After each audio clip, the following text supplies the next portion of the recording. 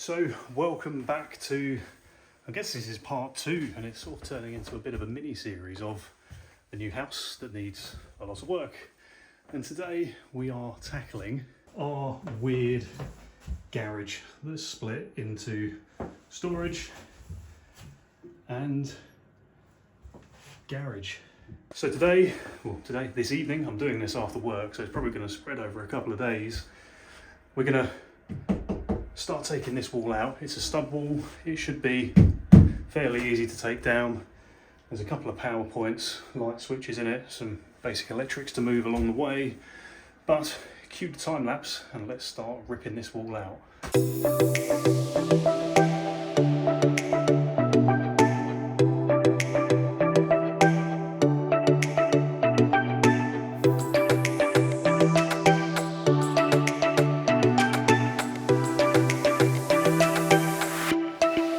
So we have progress.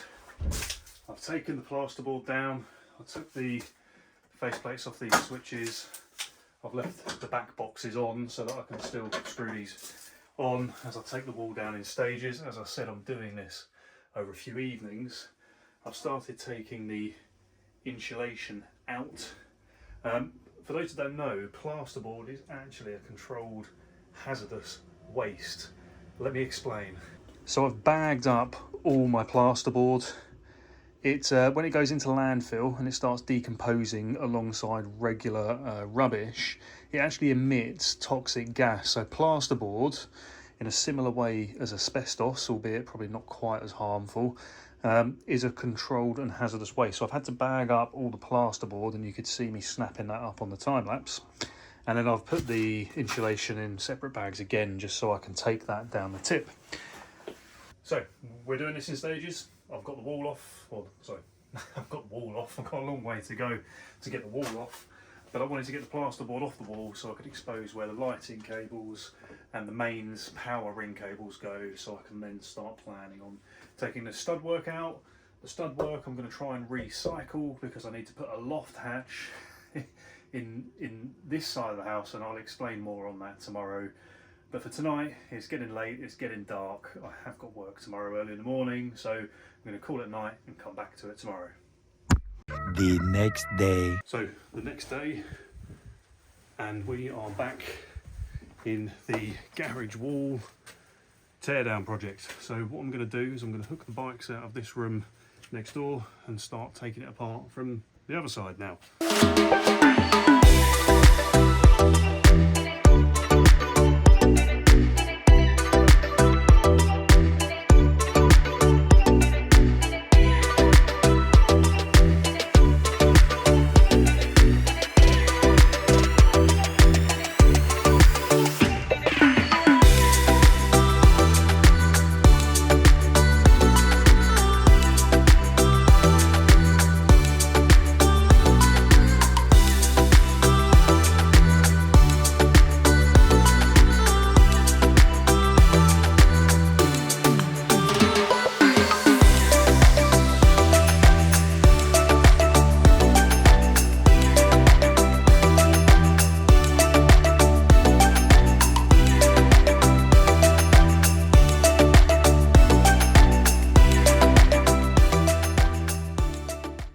So I've got the door frame out.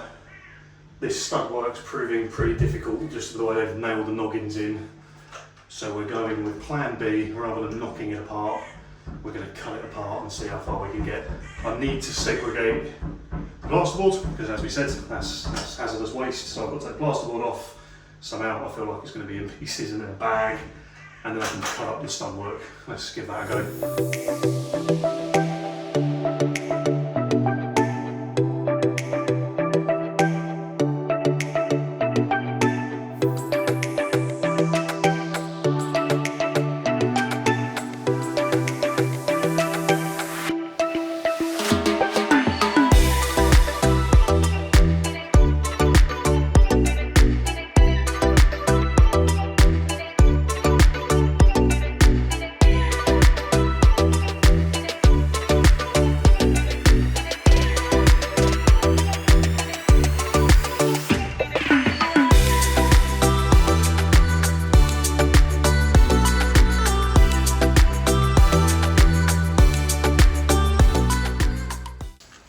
done here, I've taken both legs of the ring that is isolated and safe. These are dead at the moment. They're off at the main panel. I've taken both legs out from all three sockets on both sides of the wall. And now I'm just going to put these back in to a plug socket to complete the ring, make it safe so that I can then turn the power back on and make a cup of tea.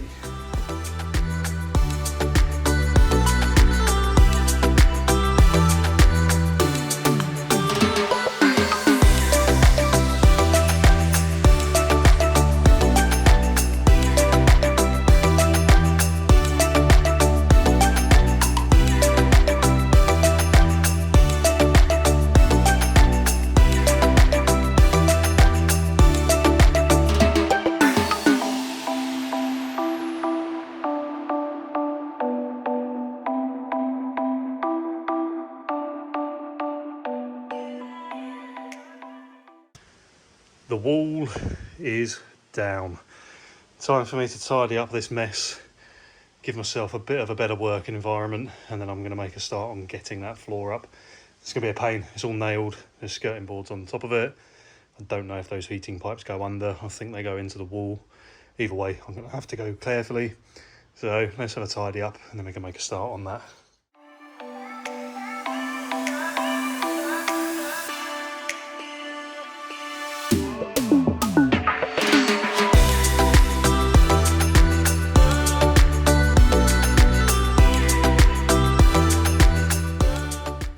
There have been developments. I started taking the floor up. Annoyingly, I think this stud wall here is built on top of that floor. So we're gonna have to keep working our way back and see what the situation is when we get closer. It's fighting because it's enclosed on all corners. So you've got the plasterboard coming down the wall and it sits on top of the floor. So it's a fight getting it out. Don't know quite what the overall plan is yet, whether I'm going to take this off and have painted sort of block work on the wall, or if we're going to plasterboard all of that, I don't know. So I'm trying not to make too much of a mess as I go. I'll do things like take one of the 600 BT sockets in this house off the wall. I've got to make this safe. That, needless to say, can't stay there, nor can that plug socket stay there. So I've got to turn the power off and drop down this bit of wood that's nailed between the two rooms here. So cue another time lapse, let's get some more done.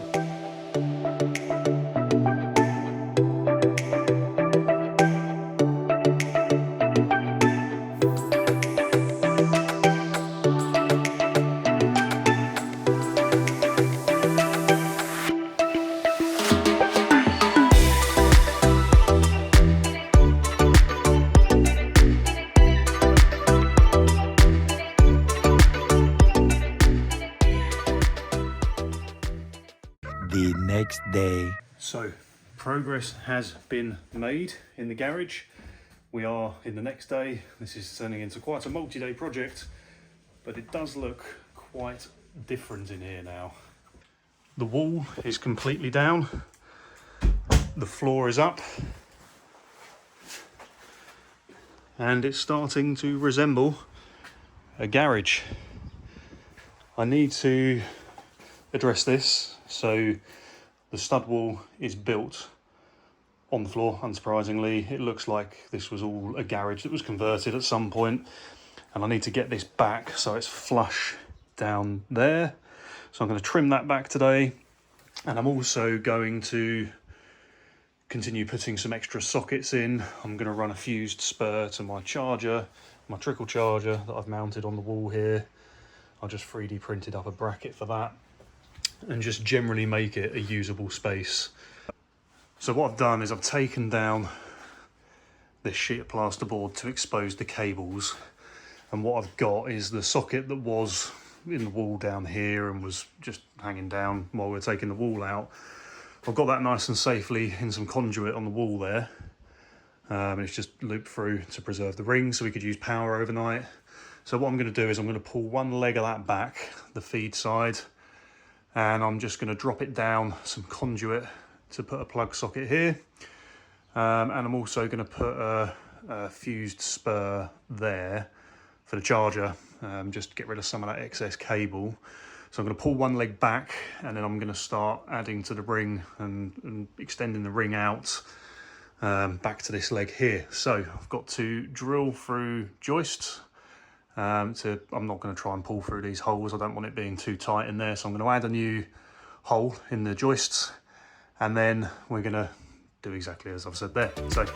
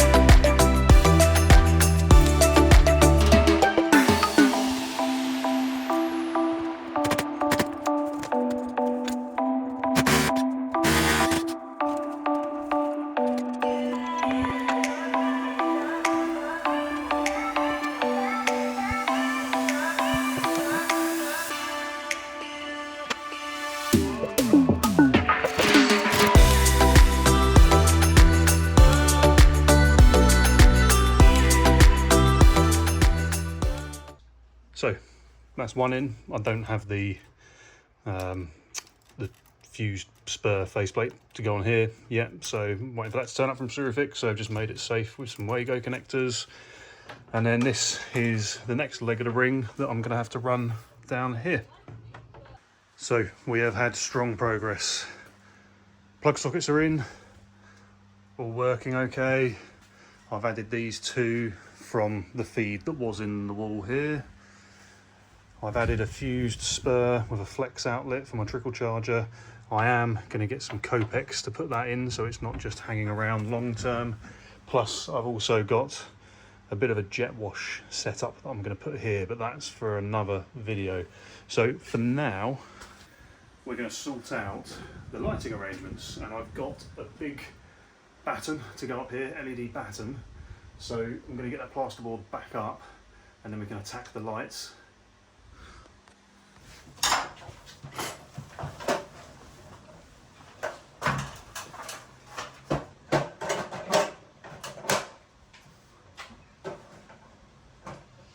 And the moment of truth.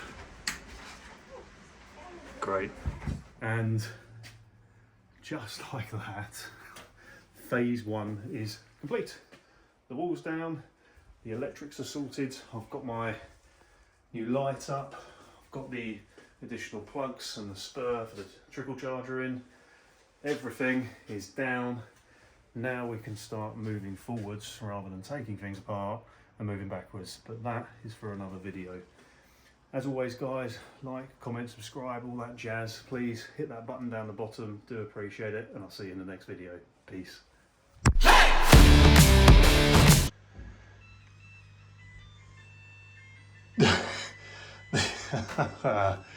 The world's most ridiculous battery charger. Why Makita thought that was a good idea, I don't know. Good bit of fun.